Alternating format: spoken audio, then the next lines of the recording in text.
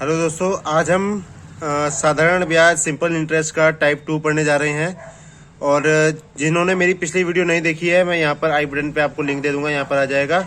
और वीडियो के लास्ट में प्लेलिस्ट का भी लिंक दे दूंगा, लास्ट में प्लेलिस्ट का लिंक दे दूंगा, तो आप वहाँ पर भी जाकर देख सकते हैं। तो ये जो हम है हमारा टाइप 2 है, जब मूलधन अपने का A/B गुना हो जाए। ठीक है, तो अब देख लेते हैं क्या है क्वेश्चन। कोई धन साधारण ब्याज की दर से 5 वर्ष में अपने का 3/2 गुना हो जाता है। यानी कि क्या होता है कि 3/2 गुना, इसका मतलब ये है कि कोई धन, मान लेते हैं मूलधन जो होता है वो अपने का कितना हो गया 3/2।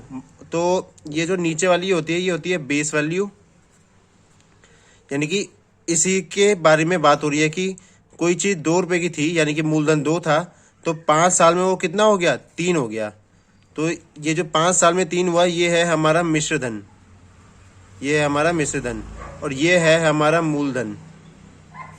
ठीक है, तो कोई धन, यानी कि कोई धन का मतलब है यहाँ से 2, साधारण ब्याज की दर से 5 वर्ष में 3/2, यानी कि 2 वाली चीज कितनी हो गई 3 हो गई।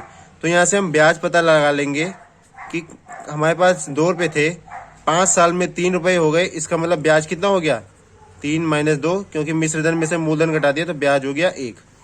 अब हमें यहाँ पर पता है प्रिंसिपल है हमारा 2, ठीक है, SI है हमें 1, टाइम हमें पता ही है कि लग रहा है 5 साल। ठीक है, हमें निकालना है ब्याज की वार्षिक दर, हमें निकालना है ब्याज की वार्षिक दर, यानी कि रेट निकालना है। तो रेट हमें पता है SI × 100 P × T। SI है हमारा 100, और P की जगह पर हम लिख देंगे, P है हमारा 2 और T है हमारा 5 वर्ष। 5 से कटेगा 100 20 बारी में, क्योंकि 20 × 5 100, और 2 से 20 कटेगा 10 बारी में। तो ये हमारा गया रेट जो आ गया वो आ गया 10%।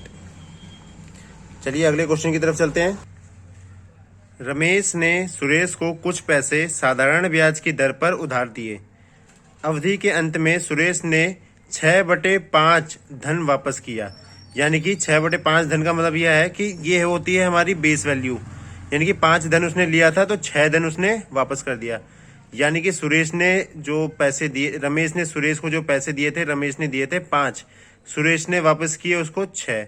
ठीक है, तो 6/5 वापस किया, यानी कि 5 वो था मूलधन और 6 उसने वापस किए, यानी कि ये हो गया मिश्र धन। ठीक है, और अवधि के अंत में सुरेश ने 6/5 धन वापस किए, और ब्याज की दर ज्ञात करनी है। तो यहाँ पे ब्याज की दर हमें ज्ञात करनी है। तो वर्ष का ऐसा कुछ बोला नहीं गया है, कुछ पैसे साधारण ब्याज की दर पर उधार दिया, यानी कि वर्ष हम एक ही मानेंगे।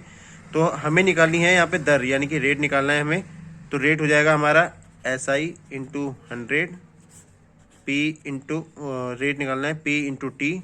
SI है हमारा, देखो 5 रुपये उसने दिए थे, 6 रुपये उसने वापस किए, यहाँ पे SI निकल जाएगा हमारा 6 - 5 = 1। ठीक है, SI निकल गया 1 × 100, और P × T, P है हमारा यहाँ पे मूलधन है 5 और समय है हमारा 1, तो ये हो गया हमारा सीधा 20%, यानी कि जो रेट था वो था 20%। अब अगला टाइप है जब ब्याज मूलधन का A/B हो जाए। तो चलिए समझ लेते हैं। कोई धन साधारण, SI का मतलब हो गया साधारण ब्याज, कोई धन साधारण ब्याज पर उधार दिया गया है, 3 वर्ष में उसका ब्याज मूलधन का 3/5 हो जाता है। इस लाइन को हम लिख लेते हैं कि जो ब्याज है वो मूलधन का हो जा रहा है 3/5, यानी कि ब्याज SI बराबर मूलधन का P का मतलब गुणा 3/5। चलिए क्या करते हैं, P जो है यहाँ नीचे आएगा, यानी कि ये हो जाएगा SI/P बराबर 3/5। यानी कि प्रिंसिपल हो गया यहाँ पे 5 और SI हो गया 3। यानी कि मैं किसी को 5 रुपए देता हूँ तो वो ब्याज मेरे को कितना देता है 3 देता है, यानी कि टोटल हो गया 8 रुपए। ठीक है, यानी कि 5 रुपए मूलधन और 3 रुपए ब्याज। हमें निकालना है ब्याज की वार्षिक दर। दर निकाल लेते हैं हम।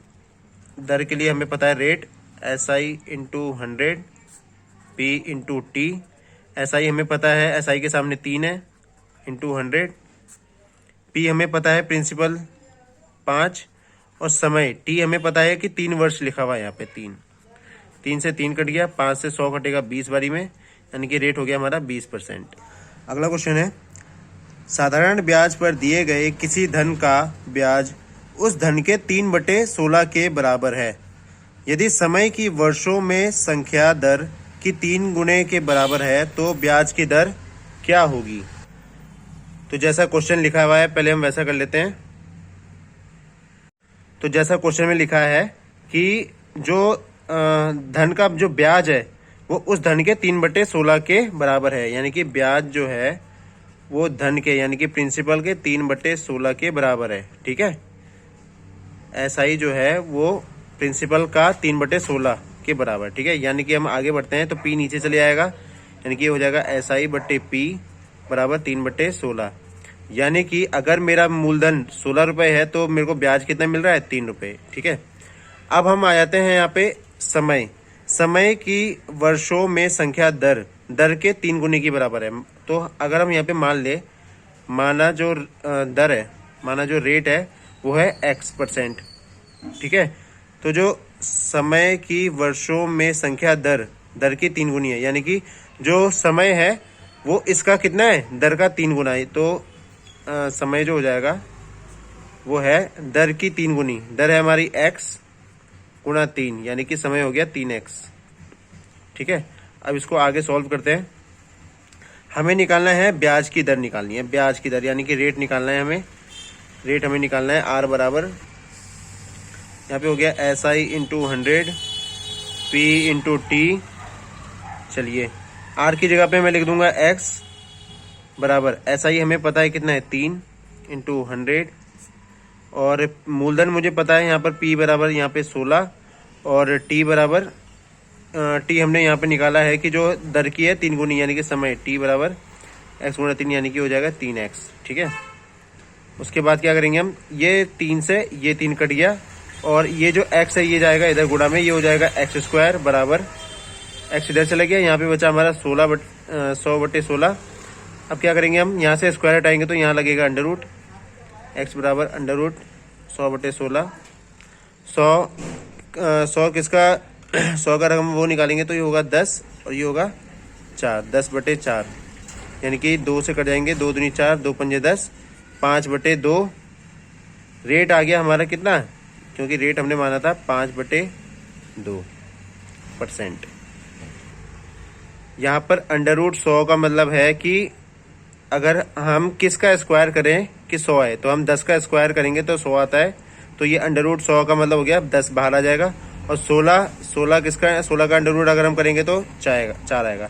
रेट जो हमारा 5/2 आया है, इसका हम आगे करेंगे तो ये आ जाएगा 2.5%। अगर आपसे पॉइंट में पूछा हुआ है तो 2.5%, और अगर आपको वैसे अपॉन में दे रखा है, या फिर आप इसको ऐसे भी लिख सकते हो कि 2 सही 1/5%, 1/2%। अगला है हमारा टाइप 4, जब ब्याजों का योग या अंतर ज्ञात हो। जैसे क्वेश्चन है, किसी धन के 7 वर्ष और 10 वर्ष के ब्याजों का अंतर 150 रुपये, यानी कि 7 वर्ष में जो ब्याज मिल रहा है और 10 वर्ष में जो ब्याज मिल रहा है, जाहिर सी बात है 10 वर्ष में ज़्यादा मिलेगा, 7 वर्ष में कम। तो जितना कम मिल रहा है, जो अंतर आ रहा है वो 150 रुपये का आ रहा है। यदि ब्याज की दर 5% वार्षिक है तो हमें धन निकालना है, यानी कि धन मतलब हमें निकालना है प्रिंसिपल। अच्छा, अब हम यहाँ पे एक चीज को ध्यान में रखते हैं। अब ब्याज की जो वार्षिक दर है वो तो है 5%। अच्छा, 7 वर्ष में अगर देखो हर साल 5% लगता रहेगा, तो पहले साल 5%, दूसरे साल जो ब्याज होगा 5% और, यानी कि 10%। 7 वर्ष में जो 5% का ब्याज है तो ये कितना हो जाएगा, 7 गुणा 5, यानी कि ये हो गया मेरा 35%, तो ये ब्याज हो गया। ठीक है, और 10 साल के हिसाब से मैं देखूं तो 10 गुणा 5 यानी कि 50%। ठीक है, तो टोटल जो ब्याज है 7 वर्ष में वो लग रहा है 35%, और टोटल जो ब्याज है 10 वर्ष में वो लग रहा है 50%। अच्छा, लेकिन वो कह रहा है कि इनके जो ब्याजों का अंतर है वो है हमारा 150 रुपये। तो अगर हम यहाँ पे अंतर देखें, यहाँ पे जो अंतर देखें वो आ रहा है हमें पूरे 15% का अंतर आ रहा है। ठीक है, लेकिन क्वेश्चन के हिसाब से वो 15% किसके बराबर है, 150 रुपये की, क्योंकि वो कह रहा है ब्याजों का अंतर कितना है, तो 150। तो 1% की जो वैल्यू आ जाएगी वो 150/15, तो 15 धाम 150, यानी कि 1% बराबर 10 रुपये। अब हमें निकालना है मूलधन। मूलधन जो होता है हमेशा, प्रिंसिपल जो होता है वो होता है हमेशा 100%। तो आप 1% की वैल्यू आपको पता है, तो 100% की वैल्यू हो जाएगी 100 गुणा 10, यानी कि मूलधन जो है वो है 1000 रुपये। आई होप कि आपको समझ में आया होगा। या फिर एक और मेथड है इसको करने का, जो है फॉर्मूले वाला। तो यहाँ पर हमें मूलधन निकालना पड़ता है। तो मूलधन निकालने के लिए जो तरीका है, यानी कि प्रिंसिपल निकालने का जो फॉर्मूला है, वो है ब्याजों का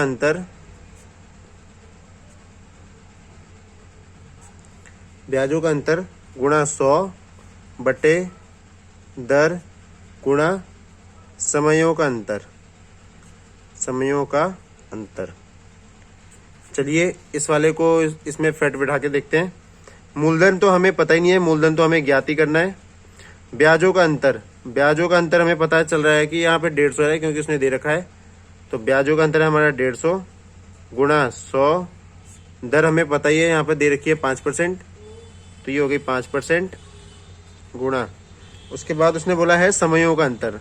समय का अंतर आप देख सकते हैं 7 वर्ष और 10 वर्ष, तो ये हो गया टोटल 3 वर्ष का अंतर।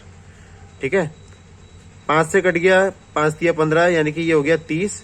3 से कट गया 10, 3 दाम 30, और 10 की गुणा 100 में करेंगे तो ये हो गया हमारा 1000। मूलधन आ गया हमारा 1000 रुपये। चलिए इसी तरह का एक और क्वेश्चन करते हैं।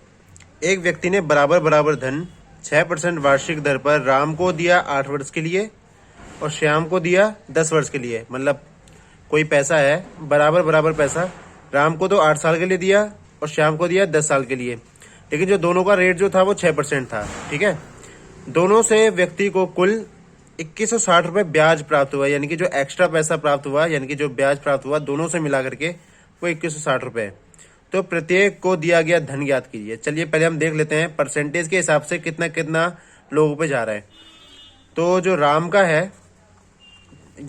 है, ये 6% वार्षिक, और इसने लिया 8 साल के लिए, यानी कि 6% वार्षिक 8 साल के लिए, तो इसका ब्याज जो हो गया वो हो गया 48%। ठीक है, श्याम का जो 10 वर्ष के लिए उधार दिया गया, श्याम ने जो पैसा लिया वो लिया 10 वर्ष के लिए, और रेट वही है सेम 6%। तो 6% गुणा 10, ये हो जाएगा आपका 60%।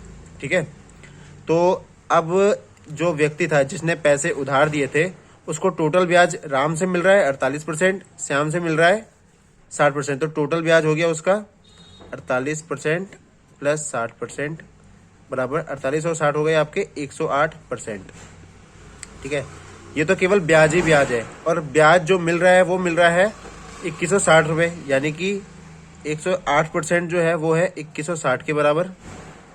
1% की वैल्यू आ जाएगी यहाँ पे 216 बटे 108। देखो 8 दूनी 16 और 100 दूनी 200, यानी कि ये सीधा 2 बारी में जा रहा है, फिर एक 0 बच जाएगा तो 20। 1% की वैल्यू आ गई 20। हमें निकालना है वह धन निकालना है जो व्यक्ति ने दिया था। तो जो धन हमें पता है कि जो पी होता है मूलधन, वो होता है 100%। 100% का मतलब हो गया आपका 100 गुणा, क्योंकि 1% की वैल्यू 20 है, 100 गुणा % का मतलब 20, यानी कि 2000 रुपये। जो मूलधन था वो था 2000 रुपये।